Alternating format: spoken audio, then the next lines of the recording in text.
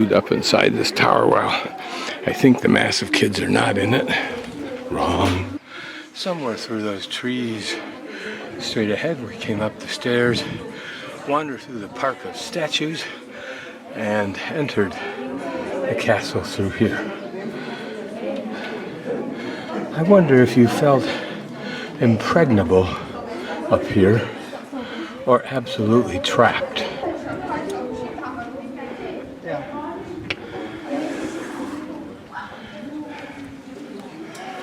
A great view of the river, and somewhere up there, straight ahead would be that manor house that we were at, or over there, I think, actually.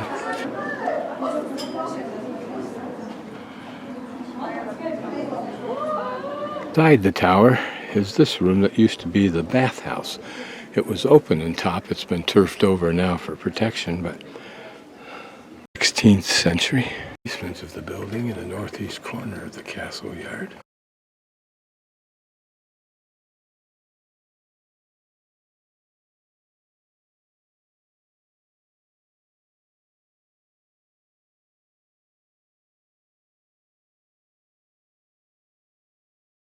Included residential chambers for whom I'm not sure. It's cool down here, so that would be a blessing.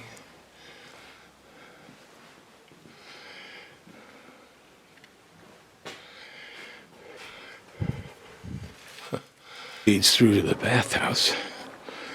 Not sure we'll see anything interesting in here, no. It's interesting. Cistern? Who knows? Storage? Tower inside the wall. The south road entry, somehow, somewhere. In one of the iterations of the castle. Whether it was intended for just humans or carts, I don't know. Nothing said. The hot air heating system, you can see it's vaulted there. Perhaps a fire was down in that spot, and maybe, well, I don't know. I was going to say maybe water was here, but it didn't say steam, it said air. In fact, from the heat there, probably down inside there, where we saw a vaulted ceiling, there was some kind of a tube or passageway, if you will, perhaps the same size as that one, that brought the air, hot air, underneath the floor of the residential area through this air, arched area. The bricks that were found in this area, made in this area, but that have a dog print and cat and perhaps bird, chicken prints. Reflects some of the lime mortar used as an aesthetic on the walls during the Middle Ages. This apparently shows original foundations and maybe some cattle remains, but why they're down there, I don't know. Could be the cellar where they stored foodstuffs. With sheep's footprints, and here another bird's footprint. Interesting arch ceiling, isn't it, made with brick? Took some kind of engineering to do that. And you wonder how they formed it. Did they create a form underneath it, like a scaffold? And then after it was completed and had its integrity, they removed the scaffold?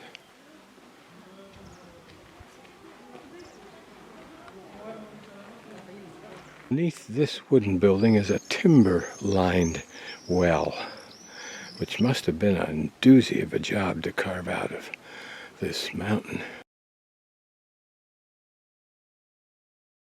Now entering the prison. Tortures and other ignominies were performed. It's the rat. Pair of old handcuffs.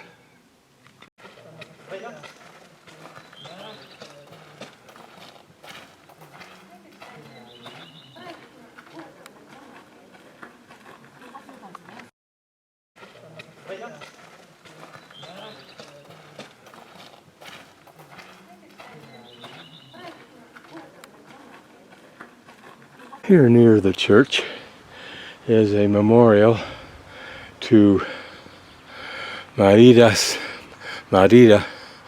Maria Rose.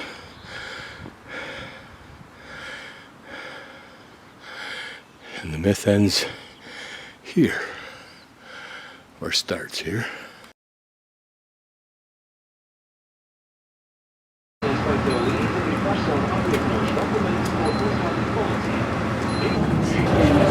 Lady on the train gave me 2 of these from her bunch, and I smelled the lovely fragrance of them.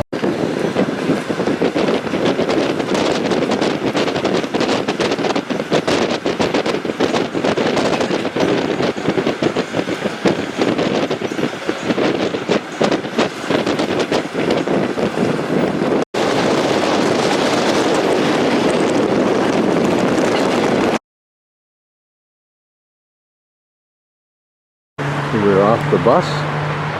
Still working our way towards it. Must actually be pretty in the winter time too. Hate to say it, but for cross-country skiers. They're probably the various regions that these homes and structures have come from. This is where I entered directly from the highway, so I assume it's where I'll note it on the map. But most of the peeps, and this is a great day for kids because there's ton of them here with their families. Maybe a special family or kids event today here on a Saturday. But I believe this is the exhibition hall, which at one time was a pub or a what we might call a motel with all of the facilities like a restaurant and sleeping for farmers, etc., who had gone into town and were working their way back home.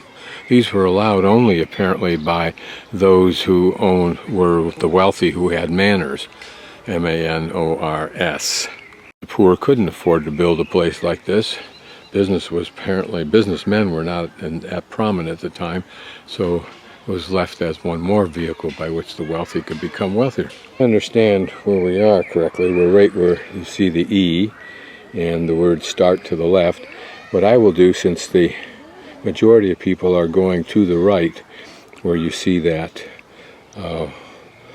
1 and then towards the water closet to perhaps where their special event is, I'm going to purposely not go that way and go up to the left and slowly through this. We've seen it all before. I'm sure if we looked at various details like the suspension, the Haynes, etc., we'd see different things than we've seen before, but I wouldn't know it without spending a lifetime investigating. But you can see sleighs as well as work wagons, as well as wagons people use to, carriages to go from one place to another. Here, carriages, of course. This is a sporty little rig, isn't it? Pretty hard on the... I wonder what that front part was for. Did they carry baggage or what? A carriage sleigh, that's pretty interesting. Here, the traditional open sleigh that we've seen in so many movies and storybooks. This might have been quite elegant when it's green. It certainly looks sleek, doesn't it? Remember, this was in the age when wood craftsmanship was at a height. But also do it yourself. But this was used to carry people. It looks like just 2 plus a driver perhaps. Interesting. Just get your butt bones on there and then some guy behind you be backed right up against you on the other side. How this funeral carriage is stuck around so long. Now it's converted to shops and still a restaurant over here. Perhaps it's traditional use. It certainly looks like it, doesn't it? When you read Game of Thrones or watch the movies, this is where the ideas come from. This has been a modern upgrade.